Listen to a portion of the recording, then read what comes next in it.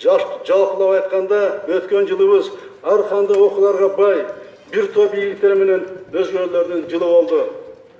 Аталган иштер боюнча жакында өкмөт дагы отчет берет, баарыбыз ошондо таанышабыз. Урматтуу мекендештерим, элибиз тарыхтын катаал сыноолорун баштан кечирип, улут болуп сакталып келдик. Улуттун рухун, маданиятын жана тилин аздектеп, өз заманына жараша өтүргөн эл болгонубуз үчүн сакталдык. Кыргыз элинин көөнөрбөс тарыхы, улуу мурасы, көркөм казынасы, өзгөчө маданияты бар. Эми жалпы адамда жеткен технологиялык жетишкендиктерди өздөштүрүү зарылдыгы турат.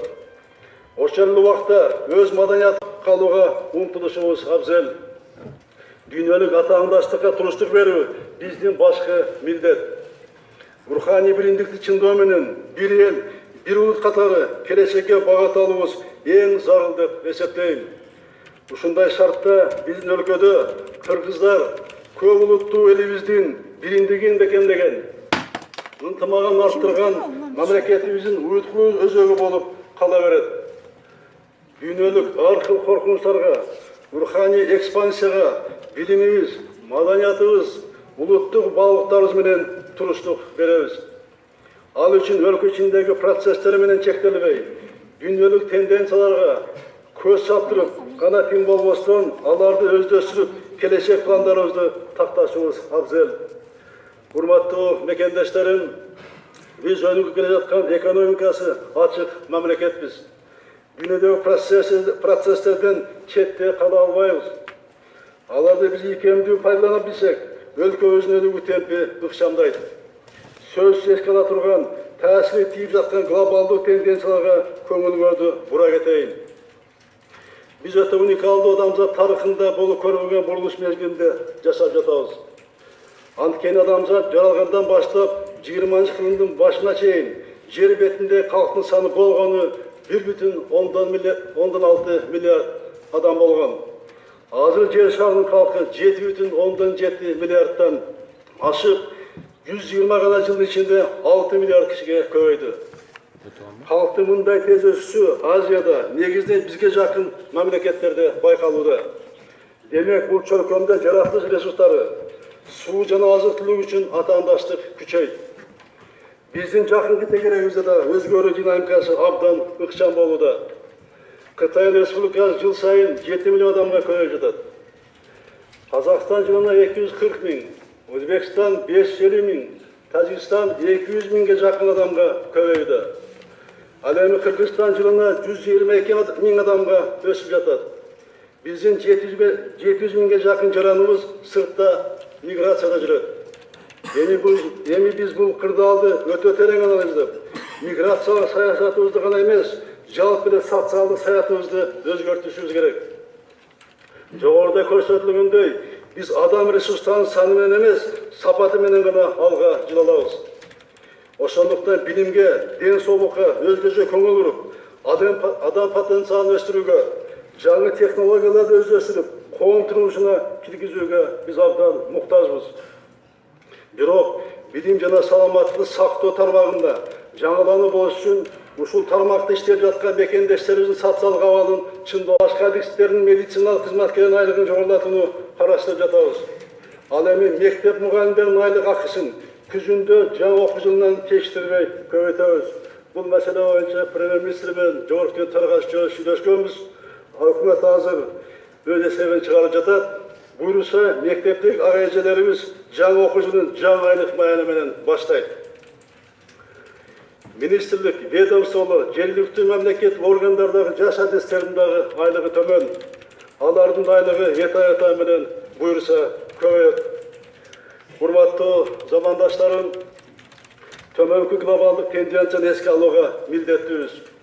Дүйнөдө экономикасынын жүзүн аныктаган негизги технологиялар мезгил менен өзгөрүп жатат.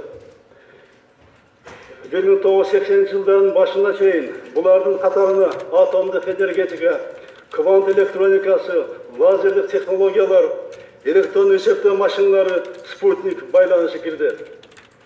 80-жылдардан тартып бүгүнкү күнгө чейин дүйнөдөгү базалык технологиялар, микроэлектроника, персоналдык компьютер, жана оптика волокондук байланыш болду. Бул технологияларды иштеп чыккан гана эмес, жакшы терең өздөштүргөн өлкөлөр да абдан байды. Тилекке каршы бул технологияларды иштеп чыгууга катыша алган жокпуз. Мындай технологиялык өзгөрүүлөрдүн мезгилинде биз саясат менен гана алек болдук. Бул жетишкендиктер бизди жандап өтүп кетти. Эми ошол пайдаланылбай калган мүмкүнчүлүктөрдүн ордун толтуруу кийинки муумдардын алдында биздин милдетибиз. Дүйнөнү мындан ары өзгөртө турган глобалдуу технологиялардын активдүү ишке ашып кириши 2020-жылдын кийинки мезгилине туш келери болжолдонууда. Алардын катарына маалымат технологиясы, жаңы экология, био жана нанотехнологиялар, композиттүү материалдар кирет. Биз бул технологияларды өзүбүз иштеп жакпасак да, болушунча терең өздөштүрүүбүз зарыл. Урматтуу депутаттар, глобалдуу технологиялардын келе жаткан этабына катышпай калсак, анда биздин келечегибиз күмөндү жаратат. Саясат менен алектенбей, маданият, илим, экономиканын тармагында унутпашыбыз керек.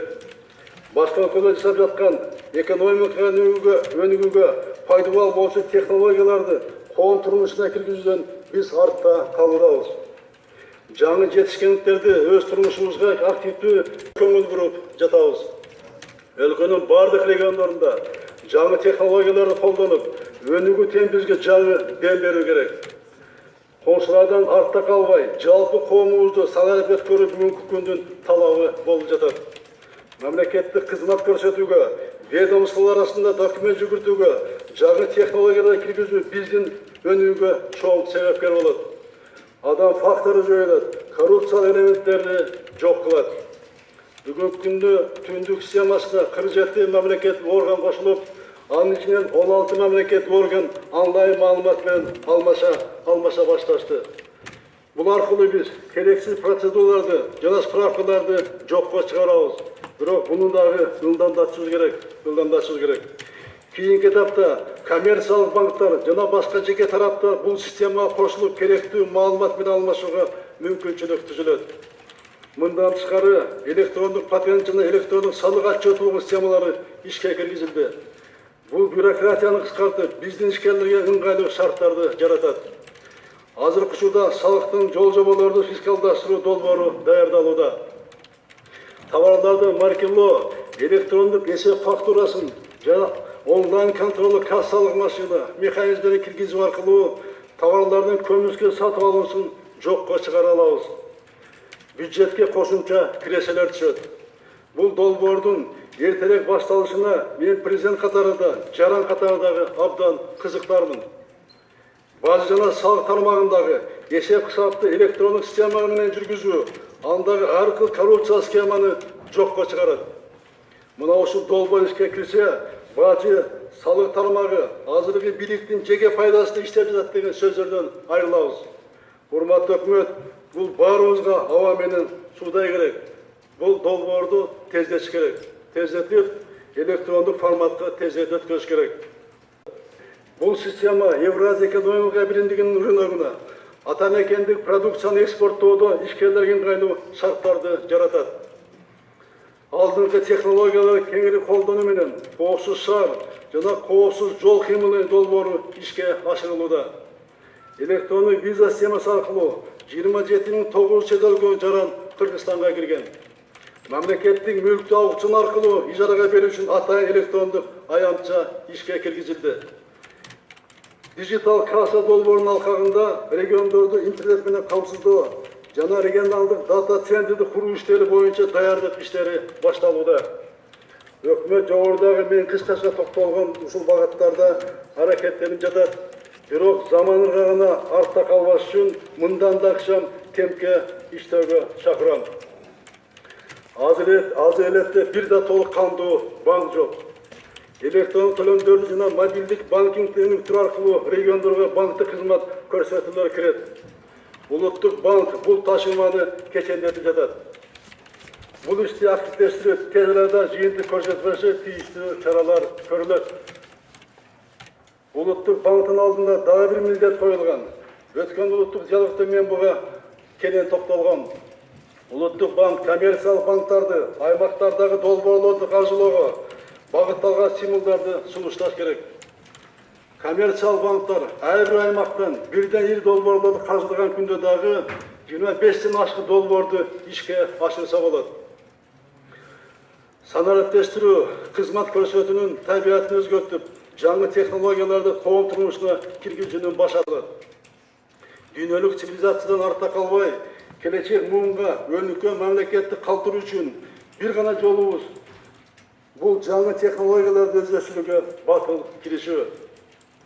Жаңыдан пайда болгон глобалдык өзгөрүүлөрдүн дагы бир бул дүйнөлүк экономикалык активдүүлүктүн борбору өзгөрүп, ал Азия континентинде которулганы.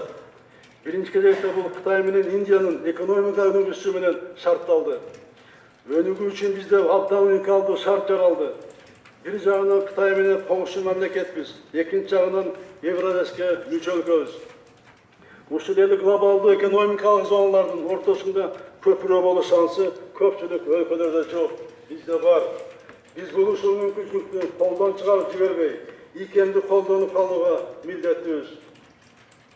Урматтуу депутаттар, элдин жашоо турмушун сезилдерге жакшыртуу эң негизги максатыбыз жана милдетибиз. Пландарды ишке ашыруу жолдору, аткаруу мөөнөттөрү улуттук өнүгүү стратегиясында так аныкталды. Тиешелүү иштер аткарылып жатат, алардын айрымдарын гана айта кетейин. Билим берүү, саламат сактоо тармагына жана экономикага жаңы технологияларды терең киргизүү көңүл борборунда турат. Бардык мектептер интернет жана компьютердик инфраструктура менен камсыздалат. Мектепке чейинки билим берүү менен камтоо, билим берүү сапатын көтөрүү, эмгек рыногуна шайкеш кесиптик билим берүү милдеттерин ишке ашырабыз. Атап айтсам, келечектин мектеби долбоору, анын алкагында ар бир региондо 10га жакын так жана техникалык адистер көп тилдүүлүккө багытталган мектеп болот. Ал мектептерде балдарга педагогдор гана эмес, менеджерлер, банкирлер, ишкерлер билим беришет. Алардын форматы профессионалдык билим берүү жана илим-билим комплекси болушу күтүлүүдө. Бүгүнкү күнгө республикадагы мектептердин 86% интернетке кошулган. Быйылкы жылдын аягына чейин калган мектептер да толугу менен интернетке кошулуп бүтөт. Мектепке чейинки курактагы балдарды мектепке даярдоо менен азыр ушул курактагы балдардын 49% гана камтылган. 2020 жылга чейин карата мектепке жаш жетелек курактагы балдардын 80%дан кем эмес мектепке чейинки билим берүү, мектепке даярдоо менен камсыз болушат. Жеткинчилерди мектепке даярдоодо заманбап теле, аудио жана информациялык технологиялар колдонулат. Өзүңүздөр билгендей, келечегин ойлогон өлкө балдардын мектепке чейинки тарбиясына өзгөчө көңүл бурат. Ошондуктан өкмөт бул маселеге олуттуу мамиле кылат деп ишенем. Саламаттык сактоо тармагында жарандарыбызга ыңгайлуу шарттар түзүү максатында 2019-2030 жылдарга карата дени сак адам гүлдө өнүккөн өлкө деген аталыштагы программа жана долбоор иштеп баштады. Мисалга, заманбап ооруканалар долбоорун ишке ашыруунун алкагында 2020 жылга чейин Бишкек шаардык балдар клиникалык ооруканасынын хирургиялык корпусу курулат. 2019-2024 жылдары Бишкек, Ош, Талас шаарларында менен Бишкекте автоматташтырылган башкаруу системасы 2019 декабрь айында толугу менен бүтөт. Бул иш 2020 жылы Ош жана Кара Көз шаарларына да жайылтылат. Мага жарандар ар кыл темада арыз катталуулар менен кайрылат. Айрым үй-бүлөлүк медициналык борборлор күнүнө 3 сааттай гана иштеп, калган учурда эшикке жабык деп кайрылгандар абдан көп болуп жатат.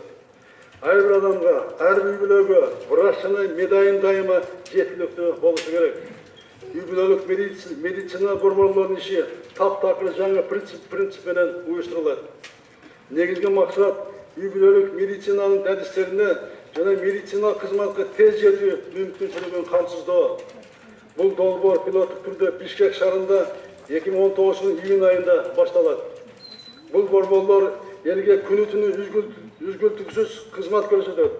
Ал үчүн интернет аркылуу, телефон аркылуу, онлайн консультация берүү, электрондук кезек кызматтары киргизилет. Жарандарыбыздын ден соолугун чыңдоо максатында 2 жылға чейин Жалабат, Баткен, Оғышларын, Тоқмаш шаһарларында 5 комплекс салынады. Башқа областарда ден соолукту чыңдоочумундай комплекстер бүгүнкү күндө иштеп жатат. Спортту өнүктүрүүгө өзгөчө көңүл бурулат. Биздин спортсмендерибиз жетим жесирди кары картаңдар кароосуз калтырган эмес. Балдар интернатта эмес, үй-бүлөнүн мээрин көрүп чоңоюшу керек. Интернатта ар балага айына 14 000 сом каражат каралат. Жылына 1,5 миллиард сом сарпталат. Ушул каражатты бала асырап алган адамдарга жумшасак, балдарыбыз үй-бүлөдө ата-эненин камкордугунда өсөт. Ушул бала асырап алууда дагы коррупция жок эмес. Ашкере бюрократиясы бар. Ушуга мыйзамды өзгөртүп, бала асырап алууну биздин ички жарандарыбызга жеңилдетип беришибиз керек. Жеңилдетип. Ошондо бизде жетим балдардын баардыгы тең үй-бүлөдө ата-энеси болуп, жакшы тарбиялап баштайт. И келечеги дагы аныктуу белгилүү болот. Мына 18 өткөндөн кийин баары тең көчөдө аларды караган бир уюм жок. Уюм жок, көбү ар кандай жолго түшүп кетип атат. Ден соолукка байланыштуу мамлекет тарабынан кепилдеген милдеттерди кылда тактап чыгуу керек. Анткени 6 жашка чейинки балдарды жана 70-тен жогорку жаштагы улгайгандардын баарын бекерде алып толук өлчөмдө каржыланбай келет. Балдарга жөнөкүл берүү схемасын дагы кайра карап чыгып, анын даректүүлүгүн күчөтүп, бул чөйрөдөн барда жашаган үй-бүлөлөрдү чыгаруу мезгили жетти. Мамлекеттик ипотека саясатта менин жеке көзөмөлүмдө. Сиздер билгендей, турак жайга мамлекеттик ипотеканын пайызын 14-төн 7%га төмөндөттүк. Анын 6%га чыгуу келечек максатыбыз. Мына кече жакында мамлекеттик ипотека компаниясы кабыл алдым. Ага да айттым. Жылда эле мамлекеттик бюджеттен каражат карап отурбастан сыртка чыгып. Абдан көп финансалдык институттар бар, фонддор бар. Ала турган жерлер көп. Ошого чыгып инвестиция таркында ташууга бердим. Азыр бул боюнча дагы ошо ипотеканы көбөйтүү маселеси мына азыр төмөн пайыз менен, узак мөөнөт менен бир эле бюджетте иштеп аткан кызматкерлер эмес, жалпы жарандарыбызга ушу ипотеканы жайылтуу маселеси турат. Бул маселени да буюрса чечебиз.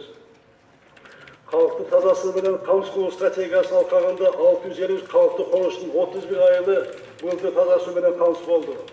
Эми алдыдагы 5 жылда 622 айылга таза суу тартылат. Буга 33,8 миллиард сом каражат талап кылынат. Бүгүнкү күндө эл аралык финансалык институттардын каржылоосу аркылуу 5-8 айылга тизме түзүлүп, бардыгы болуп 27 миллиард сомдук финансалык булактары аныкталды. Калган сумма боюнча да инвесторлор менен сүйлөшүүлөрдү жүргүзүп жатабыз. Буну мен өзүм көзөмөлүмдө, бирок биз сырттан да инвестор көрбөстөн мына 100 миллиондон республика бюджеттен 250 миллион сомго чейин жетти. Ушуну быйылдан баштап 5 миллион сомго чыгарышыбыз керек. Чыгарып. Таза суу биздин элибиздин, балдарыбыздын ден соолугу келечеги. Таза суу болбосо кайдактагы экономика, каяктагы туризм. Ошон таза суу маселесин биз 5 жылда чечип түшүрүш керек.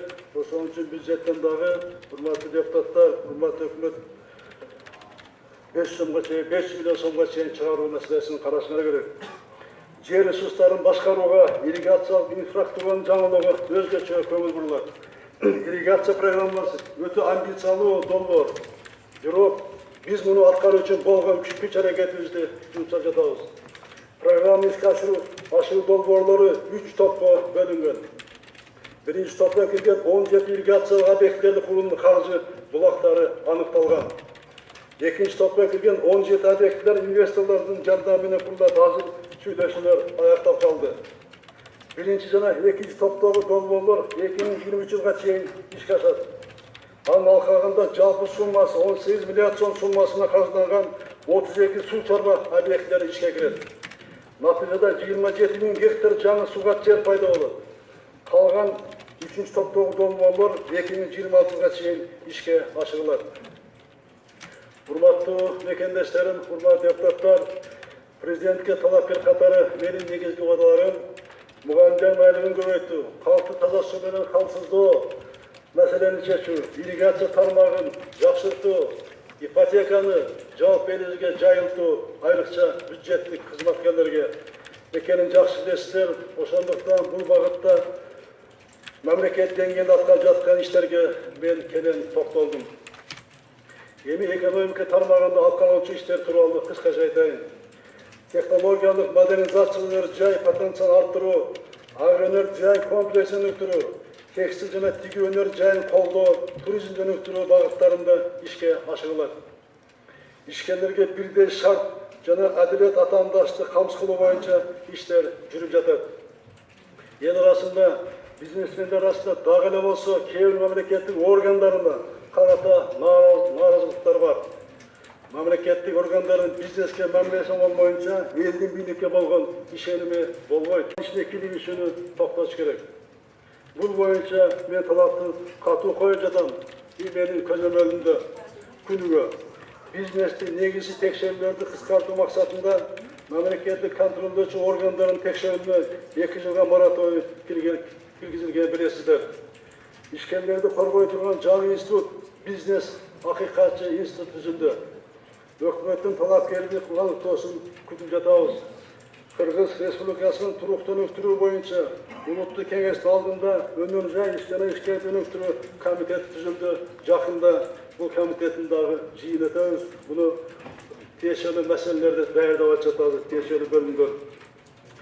Экономиканы артыкчылыктуу секторлорунда тең берүү максатында салык мыйзамдарына бир катар өзгөртүүлөр киргизилди. Айыл чарба продукцияны кайра эстетүүчү жергиликтүү ишканалар үчүн жеңилдик катары кошумча нарк салуу 80%га кыскартылды. Соода логистикалык борборлор, машина тракторлук станциялар жана айыл чарба кооперативдерине киреше салыгы, кошумча нарк салыгы жана мүлккө салык боюнча жеңилдиктер берилди. Дотациялык региондорго ачылып жаткан өнөр жай ишканалары 5 жылдан 10 жылга чейин киреше салыгын, сатуу салыгын, жер жана мүлк салыгын төлөөдөн бошотулду. Технологиялык жабдууларды импорттогон ишкерлер бажы почтасынан бошотулду. Экономиканын экспорттук потенциалын жогорулатуу максатында продукцияны сертификаттоо жана стандартташтыруу боюнча жаңы лабораториялык база түзүлдү.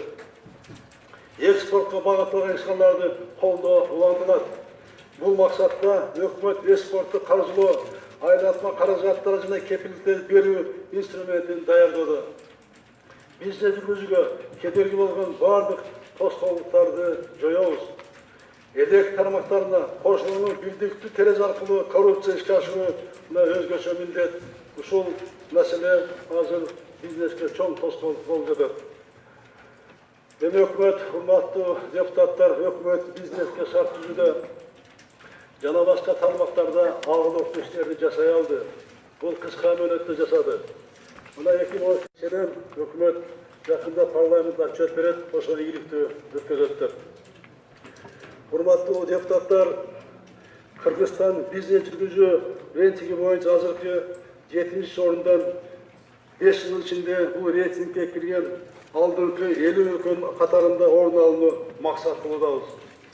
Инвестициялардын келиши үчүн өлкөдөгү инвестиция климатка айрым мамиле талап кылынат. Өзгөчө Тоо кен тармагында абалды кечиктирбей жакшыртуу милдет турат. Бул маселенин актуалдыгын эске алып, Коопсуз кеңеш быйыл жыл башында кырдаалды талкуулаган. Коопсуздук кеңештин чечимдерин кымтыксыз аткарылышын мен талап кылам.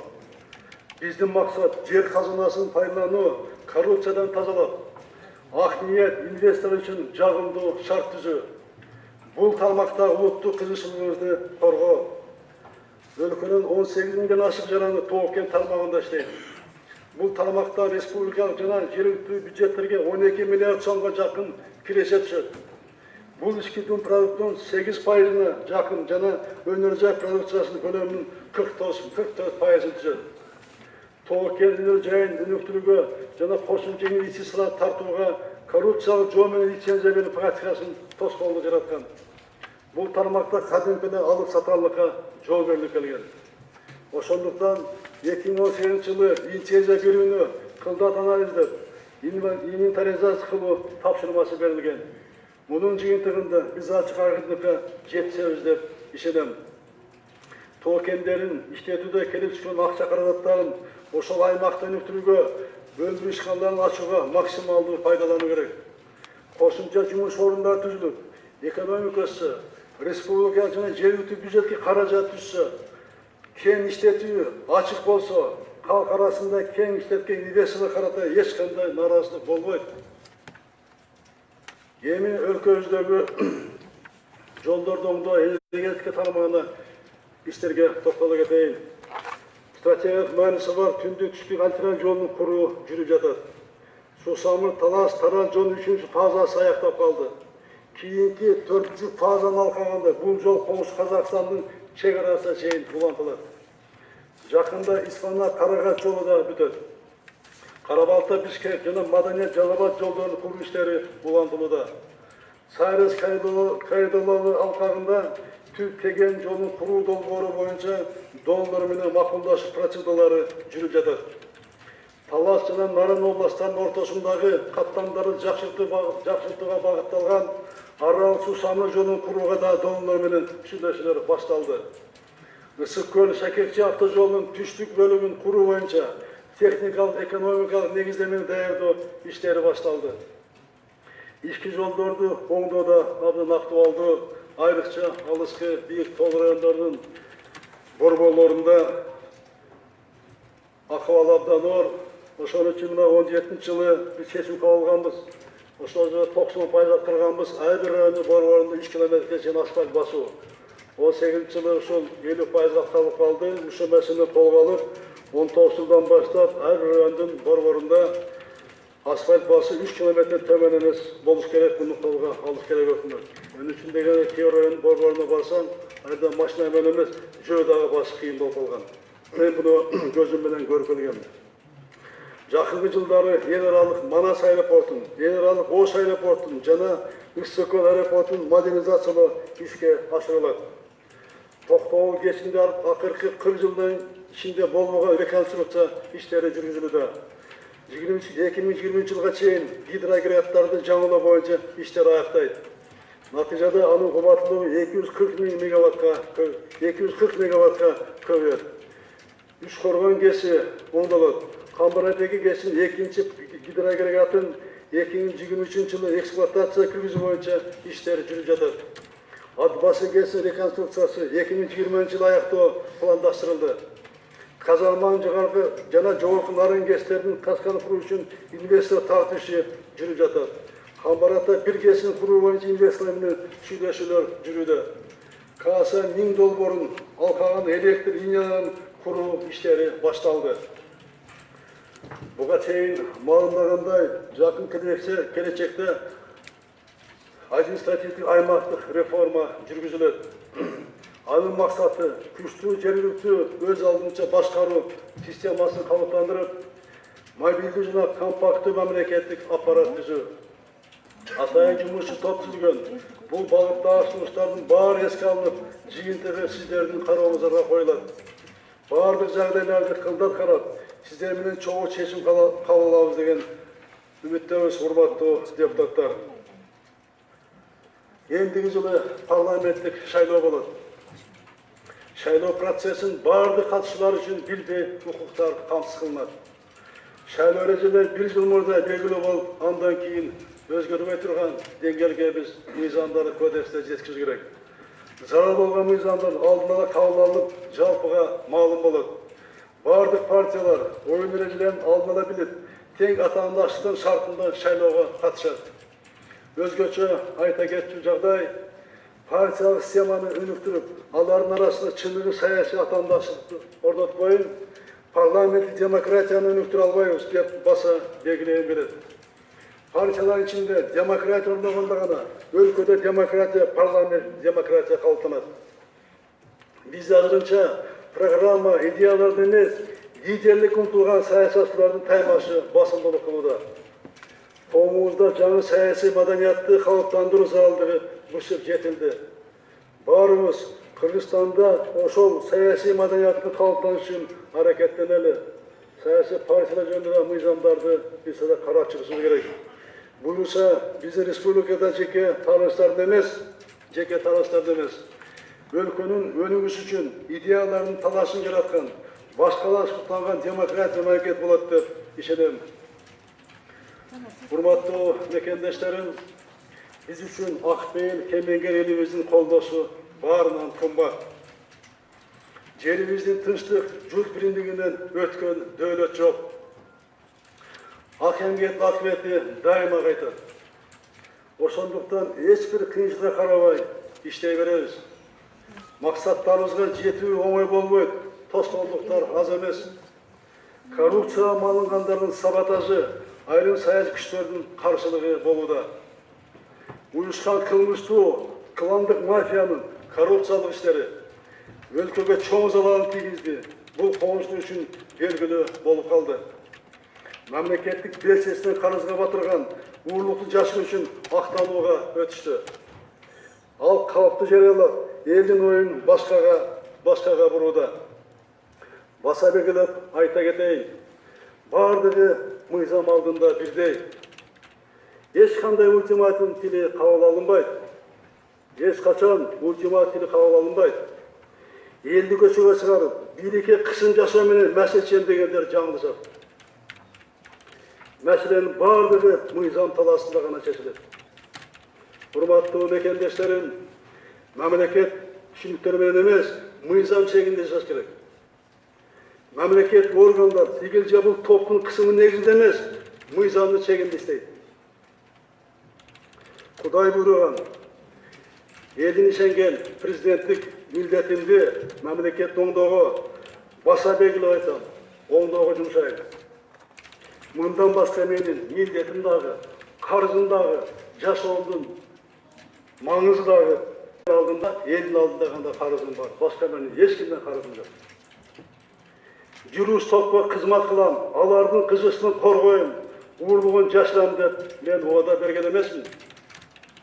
Мен элдик президент болом деп элге убада берген. Эл арасынан чыктым, эл ичине таза билим, ийгиликтер менен калууну максат кылам. Саясатта акыркы 25 жылдан берки иш аракетин кылган эмгегим таза, мага жалган жала жукпайт. Апрель окуялары, июнь коогаландык күндөрүн өз башымдан өткөрдүм.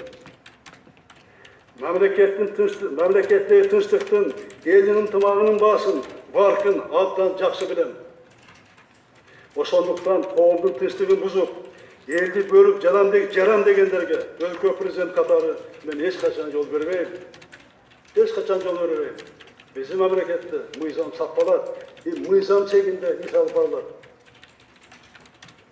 Урматтуу депутаттар, мамлекетти өнүктүрүү, элдин жашоосун жакшыртуу, дүйнөлүк аренада татыктуу орун ээлөө деген максаттарыбызга жетүү үчүн билим депутаттарынын бир катта иштеши зарыл. Соттук укуктук реформаны ишке ашыруу сот бийлигинин негизги милдети. Өкмөт, укук коргоо органдары, прокуратура бул реформаны жигердүү колдошу керек. Элдин турмушун жакшыртуу, милдеттерин аткаруу үчүн өкмөттүн тынбаган аракети талап кылынат. Бул иштин баары жогорку кеңештин колдошу болбосо ийгиликке жетпейт, урматтуу депутаттар.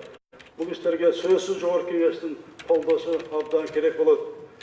Реформалар ошондой эле жалпы коомдун саясий партиялардын, жарандык коомдун колдошуна муктаж.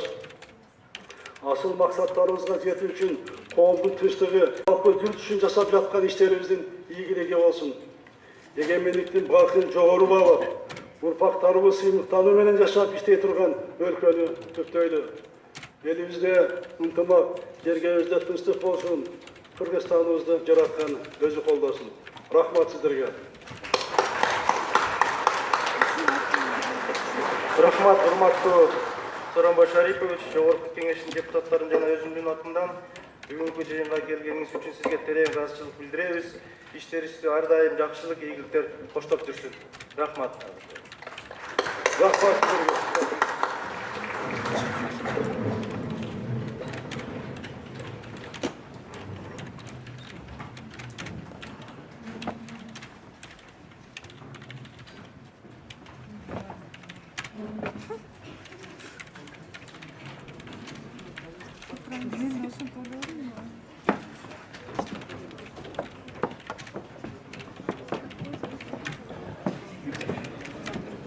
Урматтуу депутаттар, ишибизди улантабыз. Урматтуу өкмөт мүчөлөрү,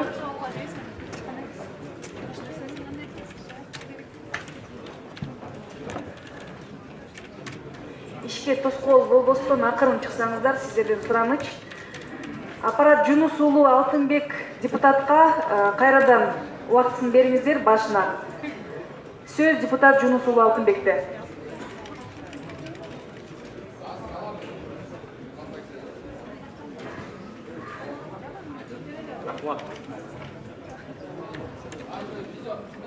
Акшырбек Мойдонович.